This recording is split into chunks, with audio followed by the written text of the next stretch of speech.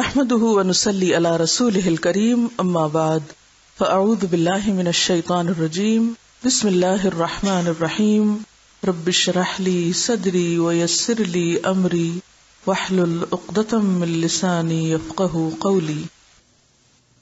شروط الزکوٰۃ، ہر آزاد مالدار صاحب نصاب مسلمان مرد ہو یا عورت کا لفظ غور سے سن لیجئے، کیونکہ عورتیں اکثر پوچھتی ہیں کہ ہمارے زیور کی زکوٰۃ کون دے گا۔ بالغ ہو یا نابالغ، عاقل ہو یا غیر عاقل، سب پر زکوٰۃ فرض ہے۔ آزاد، مالدار اور مسلمان، یہ تین بنیادی شرطیں ہیں۔ آزاد، مالدار، مسلمان، غیر مسلم پہ زکوٰۃ فرض نہیں۔ اور مالدار کتنا مالدار؟ جو صاحب نصاب ہو۔ صاحب نصاب کتنا ہوتا ہے وہ آگے تفصیلات آئیں گی۔ اور مسلمان سے مراد پھر مرد ہو یا عورت ہو، بچہ ہو یا بڑا ہو، عاقل ہو یا غیر عاقل ہو، سب پہ زکوٰۃ ہے۔ بچے کی طرف سے اور غیر عاقل کی طرف سے ان کے والدین یا ولی یا اولیاء دیں گے جو ان کے ذمہ دار ہوں گے۔ عن ابن عباس رضی اللہ عنہما ان النبی صلی اللہ علیہ وسلم بعث معاذا رضی اللہ عنہ الى الیمن فقال ادعوهم الى شہادة ان لا الہ الا اللہ وانی رسول اللہ فانہم اطاعوا لذلك فاعلمهم ان اللہ قد افترض علیہم 5 صلوات فی کل یوم ولیلۃ فانہم اطاعوا لذلك فاعلمهم ان اللہ افترض علیہم صدقۃ فی اموالہم تؤخذ من اغنیائہم وترد علی فقرائہم، رواہ البخاری۔ حضرت عبداللہ بن عباس رضی اللہ عنہ سے روایت ہے کہ نبی صلی اللہ علیہ وسلم نے حضرت معاذ بن جبل رضی اللہ عنہ کو یمن کی طرف بھیجا تو آپ نے فرمایا، لوگوں کو پہلے اس بات کی دعوت دو کہ وہ گواہی دیں اللہ تعالیٰ کے سوا کوئی معبود نہیں اور میں اللہ تعالیٰ کا رسول ہوں۔ اگر وہ یہ تسلیم کر لیں تو پھر انہیں بتاؤ کہ ہر دن اور رات میں اللہ تعالیٰ نے ان پر 5 نمازیں فرض کی ہیں۔ اگر یہ بھی مان لیں تو پھر انہیں بتاؤ کہ اللہ تعالیٰ نے ان پر ان کے مالوں میں صدقہ یعنی زکوٰۃ فرض کیا ہے، جو کہ ان کے اغنیاء سے لیا جائے گا اور انہی کے فقراء کو دیا جائے گا۔ اسے بخاری نے روایت کیا ہے۔ تو اس حدیث سے کئی باتیں پتہ چل رہی ہیں۔ پہلی بات تو یہ کہ اسلام کی دعوت اور دین کی تعلیم کا کام سٹیپ بائی سٹیپ ہونا چاہیے، سب کچھ اکٹھا نہیں شروع کر دینا چاہیے۔ پہلے ایمان مضبوط ہو، پھر نماز کی پابندی اور پھر اس کے بعد زکوٰۃ۔ پھر آپ دیکھیں نا کیا فرماتے، اگر یہ مان لیں تو پھر یہ بتانا، یہ مان لیں تو پھر یہ بتانا۔ اگر کسی نے پہلا ہی کام نہ کیا اور اگلا اس پہ پڑ جائے تو وہ سب کچھ اکٹھے نہیں کر سکتا۔ تدریج اور گریجولی کام کرنے کی ضرورت ہے۔ ایک اور بات جو پتہ چل رہی ہے وہ یہ ہے کہ زکوٰۃ فرض ہے، اور ایک اور بات یہ کہ زکوٰۃ اغنیاء پر ہے، مالداروں پر ہے، اور اس کے حقدار بھی پھر مسلمان فقراء ہیں۔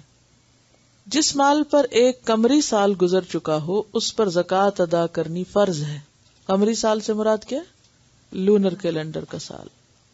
عن ابن عمر رضی اللہ عنہ قال قال رسول اللہ صلی اللہ علیہ وسلم من استفاد مالا فلا زکاة علیہ حتی یحول علیہ الحول عند ربہ، رواہ الترمذی۔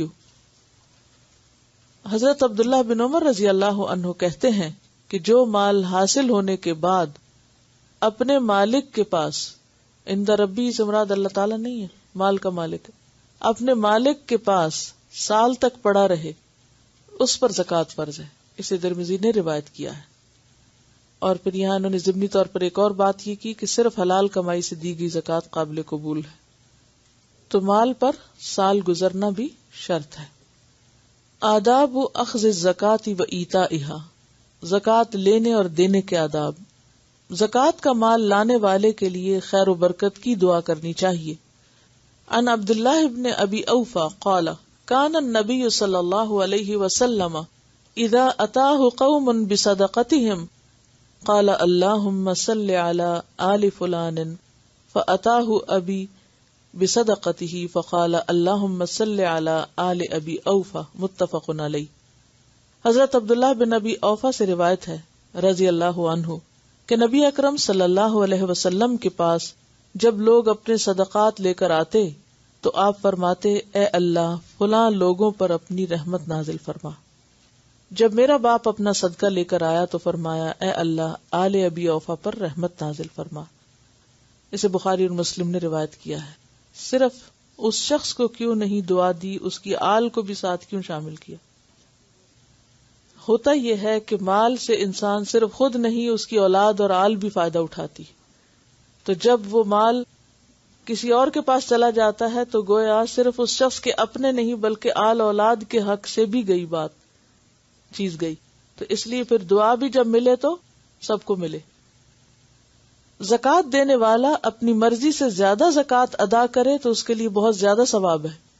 عن ابی بن کعب قال بعثني النبي صلی اللہ علیہ وسلم مصدقا فمررت برجل فلما جمع لي ماله لم اجد عليه فيه الا ابنة مخاض فقلت له ادي ابنة مخاض فانها صدقتك فقال ذاك ما لا لبن فيه ولا زهر ولكن هذه ناقة فتية عزيمة سمينة فخذها فقلت له ما انا بآخذ ما لم اؤمر به وهذا رسول الله صلى الله عليه وسلم منك قريب فإن أحببت أن تأتيه فتعرض عليه ما أرست علي فافعل فإن قبله منك قبلته وإن رده عليك رددته قال فإني فاعل فخرج معي وخرج بالناقة التي عرض علي حتى قدمنا على رسول الله صلى الله عليه وسلم فقال له يا نبي الله أتاني رسولك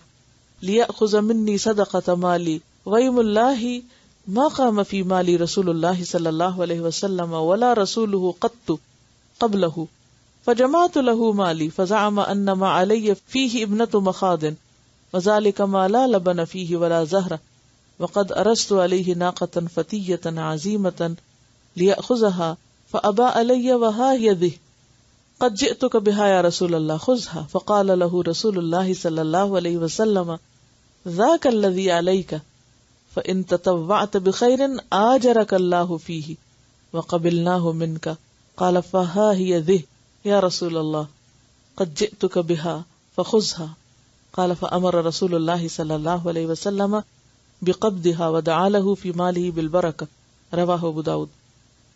حضرت ابی بن کعب رضی اللہ عنہ کہتے ہیں کہ مجھے نبی اکرم صلی اللہ علیہ وسلم نے صدقہ وصول کرنے کے لیے بھیجا، یعنی کلیکٹ کرنے کے لیے.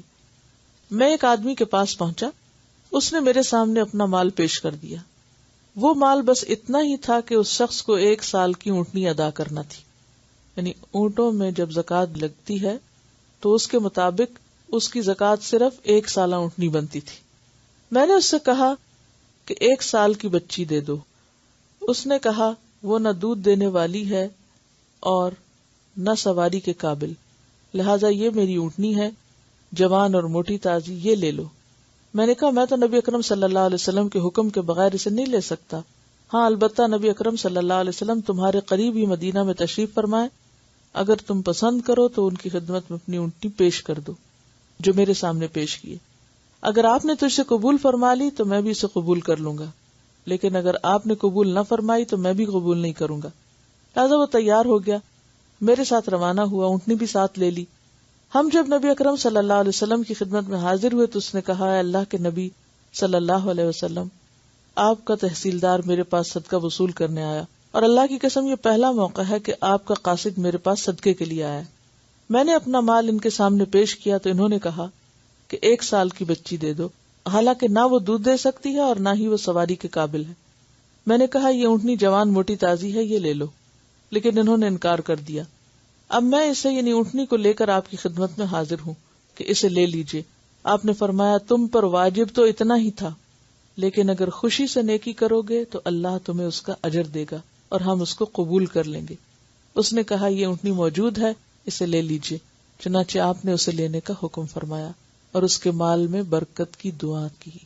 اسے ابو داؤد نے روایت کیا. یعنی بعض اوقات ایسا ہوتا ہے نا کہ جیسے آپ کو زیور کی زکوٰۃ نکالنی اور اس میں سے آپ زیور ہی نکال رہے ہیں. اب زیور بعض اوقات اتنا نہیں ہوتا کہ جو بالکل ایگزیکٹلی وہی اس کا تول یا اس کا فگر ہو جو آپ کے اوپر لازم آتا ہے، یا کم ہو سکتا ہے یا زیادہ ہو سکتا ہے. اب کم تو آپ نہیں دے سکتے، لیکن اگر اصل مقرر حد سے زائد آپ دے رہے ہیں تو وہ آپ کی طرف سے مزید صدقہ ہوگا جس پر بہترین اجر ہے. یعنی ایسا کیا جا سکتا ہے. اصل مسئلہ جو اس سے نکل رہا ہے وہ یہ ہے کہ حق سے زیادہ بھی زکوٰۃ کے نام پر دیا جا سکتا ہے. تحصیلدار کو لوگوں کے گھر جا کر زکوٰۃ وصول کرنی چاہیے.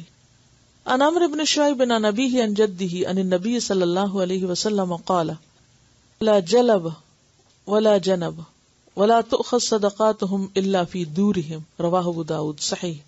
حضرت عمرو بن شعیب رضی اللہ عنہ اپنے باپ سے اور باپ اپنے باپ سے کہ نبی اکرم صلی اللہ علیہ وسلم نے فرمایا کہ زکوٰۃ لینے کے لیے تحصیلدار مویشی اپنے ٹھکانے پہ نہ منگوائے اور نہ ہی مالک اپنے مویشی کہیں دور لے کے جائے، بلکہ مویشیوں کی زکوٰۃ ان کے ٹھکانوں پر وصول کی جائے گی.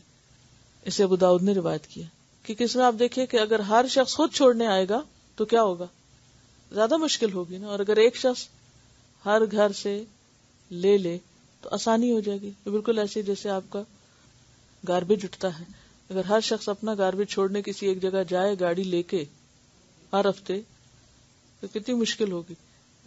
لیکن ایک گاڑی آتی سب کو اٹھا کے لے جاتی، تو اس میں کیا ہے، سہولت ہے. تو یہ حکم جو ہے ایک سہولت کے لیے دیا گیا ہے. اور اگرچہ فریضہ کس کا ہے، دینے والے کا، لیکن کس پہ ڈالا گیا، لینے والے. زکوٰۃ میں اوسط درجے کا مال لینا چاہیے، نہ بہت اچھا نہ بہت خراب.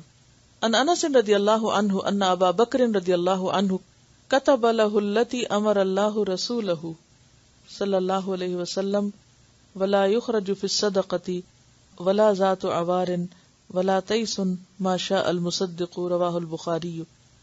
حضرت انس بیان کرتے ہیں کہ حضرت ابو بکر صدیق رضی اللہ عنہ نے انہیں وہ حکم لکھ کر دیا جس کا حکم اللہ تعالیٰ نے اپنے پیغمبر کو دیا تھا کہ زکوٰۃ میں بوڑھا اور عیب دار اور نر نہ لیا جائے، ہاں اگر زکوٰۃ لینے والا خود چاہے. اسے بخاری نے روایت کیا ہے. ان ابن عباس رضی اللہ عنہما ان رسول اللہ صلی اللہ علیہ وسلم لما بعث معاذ رضی اللہ عنہ الى اليمن قال في آخر الحدیث وتوقع کرائم اموال الناس رواہ البخاری.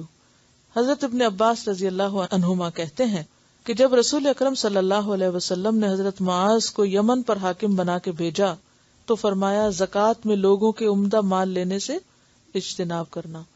اسے بخاری نے روایت کیا ہے. کیوں؟ پچھلی حدیث میں یہ نا کہ دینے والے کو ایسی چیز نہیں دینی چاہیے، اور دوسری طرف لینے والے کو کیا ادب سکھایا کہ تم لوگوں کے بہترین مال کی طرف نظر نہ رکھو.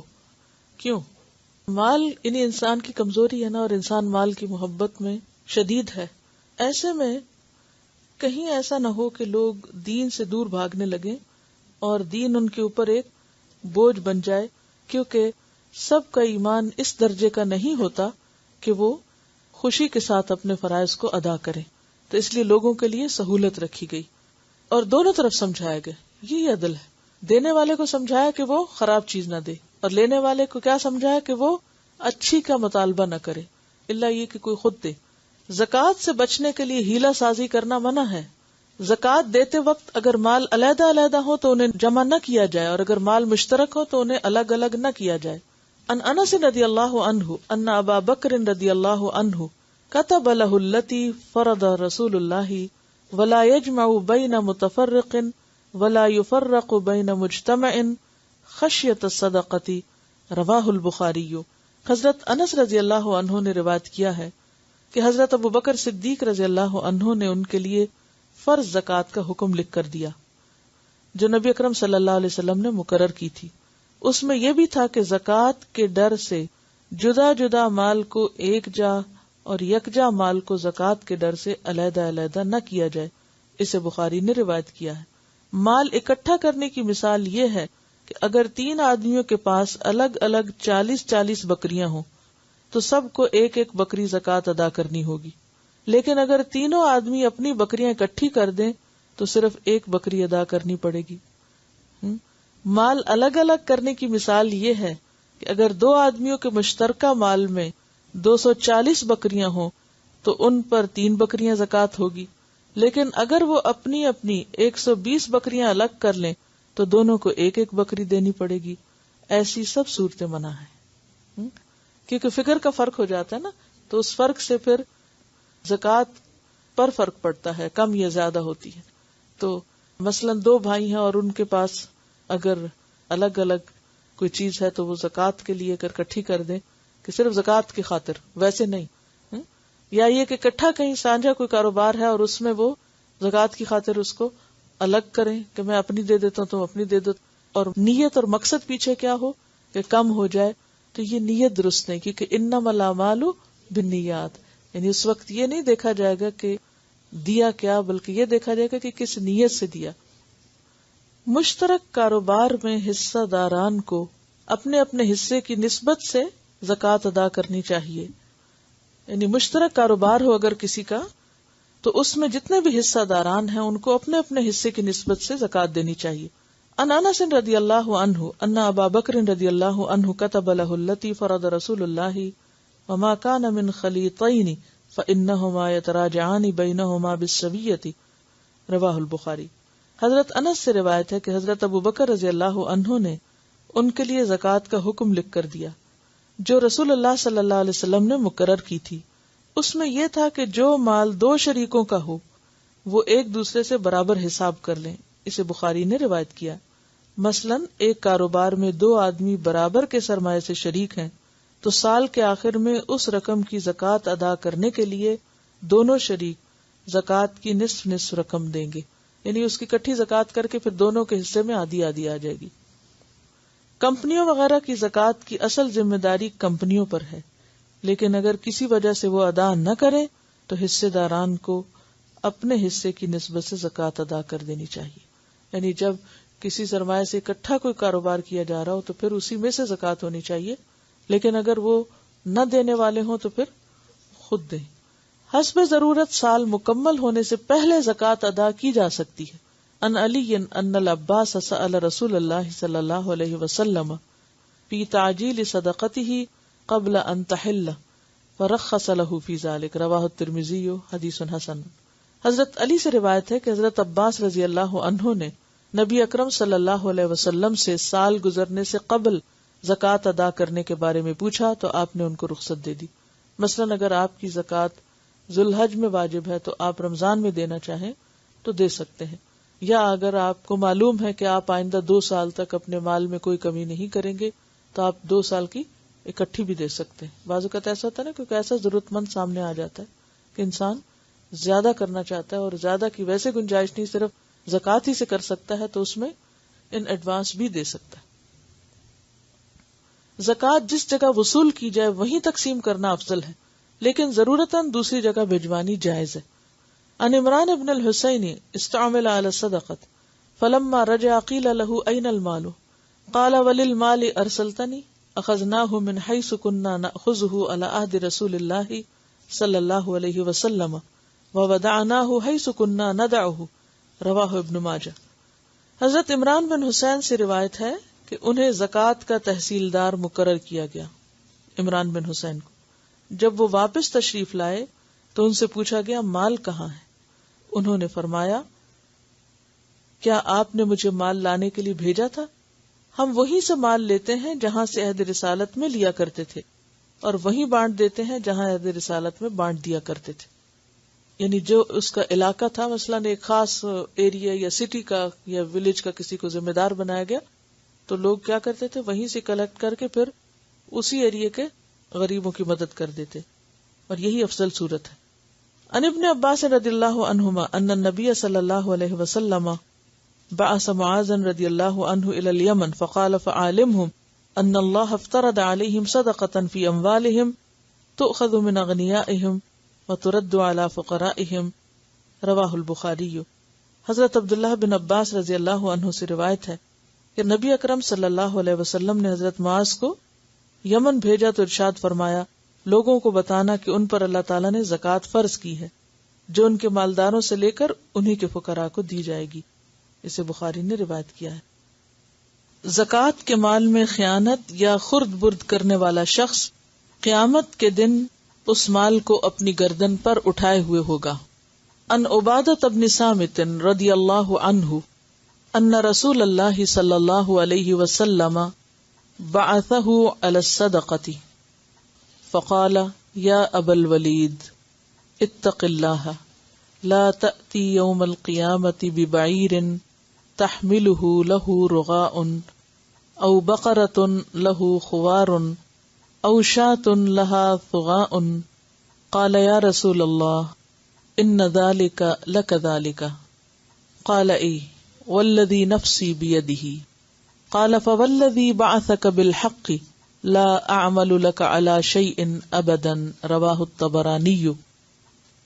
حضرت عبادہ بن صامت رضی اللہ عنہ سے روایت ہے کہ نبی اکرم صلی اللہ علیہ وسلم نے انہیں زکوٰۃ وصول کرنے کے لیے مقرر کیا. کس کو؟ عبادہ بن صامت کو. اور فرمایا اے ابو ولید. یہ کیا ہے ابو ولید؟ کنیت ہے. عربوں میں نام کے علاوہ کنیت اور نسبت وغیرہ بھی ہوتی تھی. نسبت کس قبیلے سے ہے؟ مثلا قرشی ہے یا خزاعی ہے یا کچھ اور ابو الولید تو عورتیں بھی اپنی کنیت رکھتی تھیں اور وہ عموماً سے ام ہانی جیسے. ابو ولید مال زکوٰۃ کے بارے میں اللہ تعالی سے ڈرتے رہنا، یہ بڑی اہم حدیث ہے.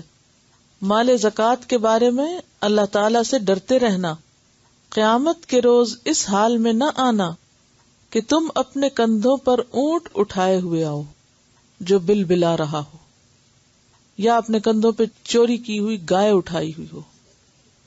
یعنی زکوٰۃ کے مال میں سے اگر زکوٰۃ کلیکٹر کچھ بھی نکالتا ہے، کچھ بھی ذاتی مال کے طور پر اس کو استعمال کرتا ہے تو یہ اس کا حال ہے.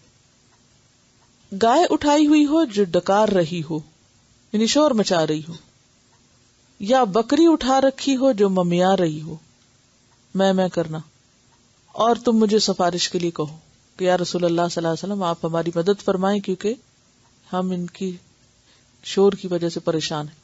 اور ایک شور اور ایک کندھوں پہ اٹھانا، آپ دیکھیں کہ ایک بکری اٹھانا کندھے پہ آسان کام ہے، یا گائے اٹھانا یا اونٹ اٹھانا. حضرت عبادہ بن صامت رضی اللہ عنہ نے عرض کیا یا رسول اللہ صلی اللہ علیہ وسلم کیا مال زکوٰۃ میں خرد برد کا یہ انجام ہوگا؟ یعنی اتنی سخت بات ہے.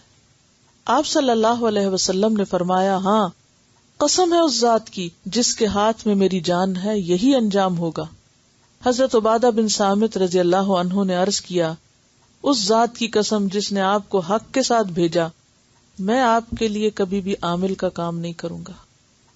یعنی اتنا ڈرے کہ انہوں نے اس کام کے کرنے سے ہی انکار کر دیا کہ میں اس کو ہاتھ نہیں لگاؤں گا، کہ شاید میں اس ذمہ داری کو پورا نہ کر سکوں اور کہیں کوئی کمی بیشی ہو جائے تو قیامت کے دن اتنی سخت پکڑ ہو. اسے طبرانی نے روایت کیا ہے. لیکن آپ دیکھیں کہ آج مسلمانوں کے اندر فنڈز کی کتنی مس ہینڈلنگ ہوتی ہے، مس اپروپریشن، اور کتنا مس یوز ہوتا ہے. بعض اوقات مسلمان ملکوں کے اندر یہ چیز بہت عام ہو گئی ہے، یعنی خیانت.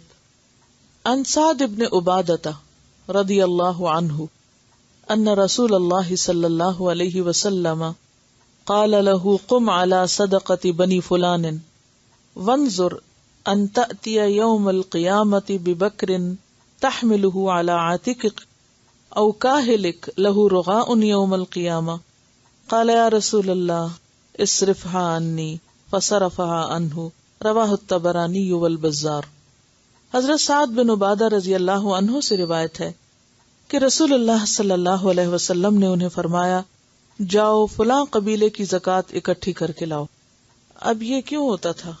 کبھی تو آپ نے پڑھا نا، جیسے عام الوفود کے مسلمان جو قبیلے ہو جاتے پھر ان کے اندر سے ہی آپ ذمہ دار مقرر کر دیتے یا مزید ذمہ دار بھیج دیتے. یعنی پورے عرب کو ایک طرح سے اسٹیبلش کیا اور وہاں ایک حکومت قائم کی اور نظام قائم کیا، عمال مقرر کیے، زکوٰۃ کلیکٹ کرنے والے مقرر کیے. تو مختلف لوگوں کو مختلف علاقوں میں بھیجا جاتا. اب سعد بن عبادہ کو بھی بھیجا گیا کہ جاؤ فلاں قبیلے سے زکوٰۃ اکٹھی کر کے لاؤ. اور ہاں دیکھو، یعنی اس سے یہ بھی پتہ چلتا ہے کہ آپ صرف ذمہ داری نہیں دیتے تھے بلکہ ذمہ داری ادا کرنے کا حکم بھی دیتے اور اس کے لیے توجہ بھی دلاتے. فرمایا دیکھو کہیں قیامت کے روز ایسی حالت میں نہ آنا کہ تمہاری گردن یا پیٹھ پر جوان اونٹ ہو جو بلبلا رہا ہو۔ حضرت سعد نے عرض کیا یا رسول اللہ صلی اللہ علیہ وسلم مجھے اس ذمہ داری سے سبکدوش کر دیجیے۔ آپ نے انہیں سبکدوش کر دیا۔ اس سے کیا پتہ چلتا ہے کہ جب کوئی شخص یہ بتاتا کہ وہ یہ کام نہیں کر سکتا تو آپ اس کا عذر قبول بھی کر لیتے۔ اب آپ دیکھیں کہ پچھلی روایت میں عبادہ بن صامت ہے اور یہ سعد بن عبادہ ہیں، یعنی بہت معتبر صحابہ ہیں یہ، لیکن وہ اس بات سے ڈر گئے اور انہوں نے اپنے آپ کو اس معاملے کے اہل نہ پایا، کیونکہ اللہ تعالیٰ کا یہ بھی حکم ہے کہ ذمہ داریاں ان کے اہل لوگوں کے سپرد کرو۔ اسے طبرانی اور بزار نے روایت کیا ہے۔ زکوٰۃ وصول کرنے والے کو کسی زکوٰۃ دینے والے سے تحفہ نہیں لینا چاہیے۔ ان ابی حمید الساعدی قال استعمل رسول اللہ صلی اللہ علیہ وسلم رجلا من الاسد یقال له ابن اللتبی قال عمرو وابن ابی عمر على الصدقة فلما قدم قال هذا لكم وهذا لي اهدي لي قال فقام رسول الله صلی اللہ علیہ وسلم على المنبر فحمد اللہ واثنى علیہ وقال ما بال عامل ابعثه فيقول هذا لكم وهذا اهدي لي افلا قعد في بيت ابيه او في بيت امه حتى ينظر ايهدى اليه ام لا والذي نفس محمد بيده لا ينال احد منكم منها شيئا الا جاء به يوم القيامة يحمله على عنقه بعير له رغاء او بقرة لها خوار او شاة تيئر ثم رفع يديه حتى رأينا عفرتي ابطيه ثم قال اللهم هل بلغت مرتين رواہ مسلم۔ حضرت ابو حمید ساعدی سے روایت ہے رضی اللہ عنہ، رسول اللہ صلی اللہ علیہ وسلم نے بنو اسد ایک قبیلے کا نام ہے، اس کے ایک شخص ابن لتبیہ کو عامل مقرر کیا، یعنی زکوٰۃ جمع کرنے کے لیے۔ حضرت عمر اور حضرت ابن ابو عمر کہتے ہیں کہ آپ صلی اللہ علیہ وسلم نے زکوٰۃ وصول کرنے کے لیے سیلدار مقرر کیا۔ جب وہ شخص واپس آیا تو کہنے لگا یہ آپ صلی اللہ علیہ وسلم کا یعنی بیت المال کا حصہ ہے اور یہ میرا حصہ ہے جو مجھے بطور تحفہ دیا گیا ہے۔ یہ سن کر رسول اللہ صلی اللہ علیہ وسلم منبر پر تشریف لائے، اللہ تعالیٰ کی حمد و ثنا کی اور پھر فرمایا اس تحصیلدار کا معاملہ کیسا ہے جسے میں نے زکوٰۃ وصول کرنے کے لیے بھیجا اور واپس آ کر کہتا ہے یہ تو آپ کا مال ہے اور یہ مجھے بطور تحفہ دیا گیا ہے۔ وہ اپنے باپ یا ماں کے گھر کیوں نہ بیٹھا رہا، پھر دیکھتا کہ اسے تحفہ ملتا ہے یا نہیں۔ قسم ہے اس ذات کی جس کے ہاتھ میں محمد صلی اللہ علیہ وسلم کی جان ہے کہ تم میں سے جو شخص اس طرح سے کوئی مال یعنی تحفے کے نام پر لے گا تو وہ قیامت کے دن اپنی گردن پر اٹھا کے لائے گا۔ اونٹ ہوگا تو بلبلاتا ہوا ہوگا، گائے ہوگی تو چلاتی ہوئی ہوگی، بکری ہوگی تو ممیاتی ہوگی۔ پھر آپ صلی اللہ علیہ وسلم نے اپنے دونوں ہاتھ اوپر اٹھائے حتیٰ کہ ہمیں آپ کی بغلوں کی سفیدی نظر آ گئی۔ آپ صلی اللہ علیہ وسلم نے 2 مرتبہ فرمایا یا اللہ میں نے تیرا حکم پہنچا دیا۔ اسے مسلم نے روایت کیا ہے۔ تو اس سے کیا پتہ چلتا ہے کہ جو شخص کسی سرکاری ڈیوٹی پر ہو یا کسی بھی ادارے کی طرف سے کسی خاص ذمہ داری پر مقرر ہو تو اس ذمہ داری کو پوری امانت سے نبھانا چاہیے، اس موقع سے فائدہ اٹھا کے ذاتی مفادات حاصل نہیں کرنے چاہیے۔ عام طور پر آپ دیکھیے کہ لوگوں کو بڑے عہدوں سے دلچسپی کیوں ہوتی کہ وہ اپنی منمانی کر سکیں گے، اب ناجائز سفارشیں کر آ سکیں گے، یا پھر رشوت۔ تو یہ تحفہ نہیں تھا بلکہ کیا تھی؟ رشوت تھی۔ عامل کو ایسے تحفے یا رشوت سے منع کیوں کیا گیا؟ اس کے پیچھے کیا حکمت تھی؟ یعنی یہ نہیں کہ آپس میں ایک دوسرے کو تحفے کا لین دین نہیں کر سکتے، دوست احباب رشتہ دار میل ملاقات عزیز ہمسائے پڑوسی ایک دوسرے کے ساتھ معاملہ رکھتے ہیں زندگی میں، بلکہ حکم دیا گیا تہادو تحابو، ایک دوسرے کو ہدیہ دیا کرو، اس سے محبت بڑھتی۔ لیکن اس ہدیے سے اور اس تحفے سے منع کیا گیا اور اس کو حرام قرار دیا گیا۔ کیا حکمت ہے اس کے؟ کیونکہ یہ شخص ایک ذمہ دار ہے اور یہ ایک ذمہ داری پوری کر رہا ہے، اسے جا کے زکوٰۃ وصول کرنی۔ اب یہ کسی سے زکوٰۃ لے رہا ہے اور وہ شخص یہ کہتا ہے اچھا تم یہ لے لو اور میری زکوٰۃ میں سے اتنا کم کر دو، کیونکہ پیچھے والوں کو کیا پتا چلے گا کہ میری بنتی کتنی تھی. اب بھی بہت سے لوگ ٹیکس بچانے کے لیے کیا کرتے ہیں، رشوت دے دیتے ہیں. اس میں بیسیکلی جو پہلے بات ہوئی ہے وہی ہے کہ وہ ایک سرکاری ڈیوٹی پر تھے، تو سرکاری ڈیوٹی کرتے ہوئے صرف تنخواہ لینا ہی جائز ہے، اوپر کا مال حرام ہے، یہ مراد ہے. یعنی ڈیوٹی پر جو آپ کو تنخواہ مل رہی ہے وہی آپ کا حق ہے. اسی لیے آپ نے فرمایا نا پھر تم اپنے ماں باپ کے گھر بیٹھتے پھر دیکھتے کہ تمہیں گھر میں تحفے آتے ہیں یا نہیں. گھر میں تحفے کس کی طرف سے آتے ہیں؟ جہاں کوئی ذاتی تعلق ہوتا ہے یا جہاں کوئی رشتہ داری ہوتی ہے یا ویسے لین دین ہوتا ہے یا دوستی ہوتی ہے یا جان پہچان ہوتی ہے، ورنہ تو کوئی کسی کے گھر تحفہ نہیں بھیجتا. تو چونکہ یہ یہاں پر کس ڈیوٹی پر تھے؟ سرکاری ڈیوٹی پر تھے، اور یہ ڈیوٹی ان کی کوئی ذاتی کام نہیں تھا ان کا، اس لیے یہاں پر انہیں منع کیا گیا. اور خصوصاً وہ تحفہ، ایک اور بات یاد رکھیے، یہاں اس تحفے کی ممانعت ہے جس کو لینے کے بعد انسان حق بات نہ کہہ سکے، جو کسی کا منہ بند کرنے کے لیے ہو، یا کسی کو کسی کے فرائض کی ادائیگی میں جو تحفہ رکاوٹ ہو. کیونکہ بعض اوقات ایسا ہوتا ہے نا کہ جب آپ کسی سے کچھ لے بیٹھتے ہیں تو پھر کیا ہوتا ہے، اس کے بعد آپ اس کے مرہون منت ہو جاتے ہیں. اب آپ کی نظر نیچے ہو جاتی ہے، اب آپ اس کو جواب میں کچھ کہہ نہیں سکتے. تو اب ایک عامل جو زکوٰۃ لینے گیا ہے، جو لوگوں کا مال لینے جا رہا ہے، جو حق ہے ایک ان کے مال میں اللہ کے دوسرے بندوں کا، تو یہ ایک مشکل ڈیوٹی ہے، آسان نہیں ہے. اب وہ لینے جا رہا ہے تو ظاہر ہے کہ جن سے لے گا وہ کبھی ہو سکتا ہے ان میں سے کچھ لوگوں کا ایمان اتنا اچھا نہ، وہ رعایت چاہیں. اب وہ رعایت کس سے چاہیں گے؟ اس کلیکٹر سے، اس ذمہ دار سے. یہ تو رعایت نہیں کرے گا. اس سے رعایت حاصل کرنے کے لیے، فیور لینے کے لیے عموماً کیا حربہ اختیار کیا جائے گا یا کیا جا سکتا ہے؟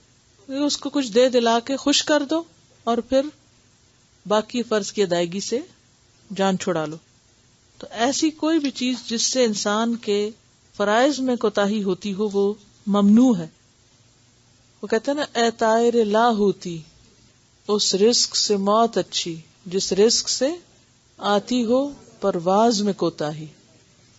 کہ ہر وہ احسان کسی کا یا کسی کی طرف سے پہنچنے والا فائدہ جو آپ کے مقصد یا آپ کی ڈیوٹی یا آپ کی ذمہ داری میں رکاوٹ بنے، وہ آپ کے لیے حلال نہیں، جائز نہیں. سبحانک اللہم و بحمدک، نشہد ان لا الہ الا انت، نستغفرک و نتوب الیک. السلام علیکم و رحمۃ اللہ وبرکاتہ.